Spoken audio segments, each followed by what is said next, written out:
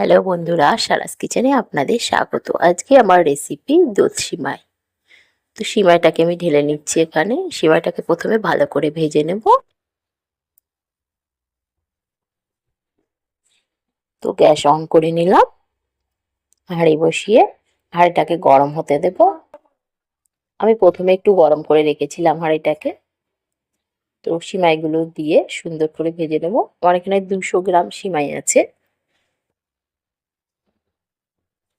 দুটো প্যাকেট আমি কেটেছি, 100 গ্রামের প্যাকেট এক একটা। লাল লাল করে ভেজে নেব। তো দেখুন লাল হয়ে এসছে। সময় দিয়ে ভাজবেন এবং একদম লো ফ্লেমে সিমাইটাকে ভাজবেন। সিমাইটাকে ঢেলে নিলাম। এরপর হাঁড়িতে 1 চামচ ঘি দিয়ে কিশমিশ কাজু বাদাম ভিজিয়ে রেখেছিলাম ধুয়ে, সেগুলো ভেজে নেব। কিশমিশটাকে প্রথমে ভেজে নেব।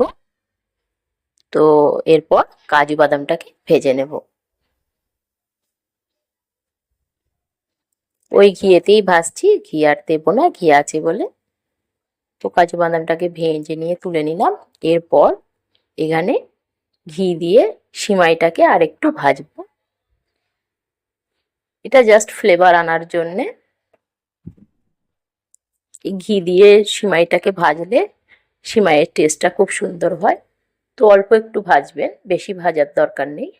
তো এরপর গ্যাস অন করে হাঁড়িটাকে বসিয়ে দুধ দিয়ে নিলাম। এখানে 1 লিটার দুধ আছে। দুধটাকে গরুর দুধ, আর গরুর দুধটাকে জাল করে নিয়েছিলাম আমি। জাল করে গাঢ় করে নিয়েছিলাম। অল্প একটু জল দিলাম ওই জন্যে। একটা তেজপাতা এবং 5টা এলাচ ও সামান্য একটু লবণ দিলাম। লবণ দিলে টেস্টটা একটু ভালো হয়। তো আপনারা লবণ স্কিপ করতে পারেন। গুঁড়ো দুধ কিছুটা দিলাম, হাফ বাটি গুঁড়ো দুধ দিলাম। দিয়ে সুন্দর করে দুধ ভালো করে ফুটে এসছে। তো এবারে গ্যাসের ফ্লেমটা একদম আস্তে দিয়ে আমি সিমাইগুলো তুলে দিচ্ছি দুধে। একটু ফুটে গেলে আমি চিনিটাকে দেব। চিনিটা শেষের দিকে দেবেন সিমাই রান্নার সময়। এখানে 1 কাপ চিনি লাগবে। আমি প্রথমে হাফ কাপ দিলাম, তারপর আবার হাফ কাপ, টোটাল 1 কাপ চিনির প্রয়োজন হলো। তো আপনারা স্বাদ অনুযায়ী দেবেন, যেমন মিষ্টি খেতে পছন্দ করেন তেমন দেবেন। কিছুক্ষণ ফুটতে দেব এবং এই সময় গ্যাসের ফ্লেম একদম লোতে করে দেবেন। কিছুক্ষণ হতে দেব।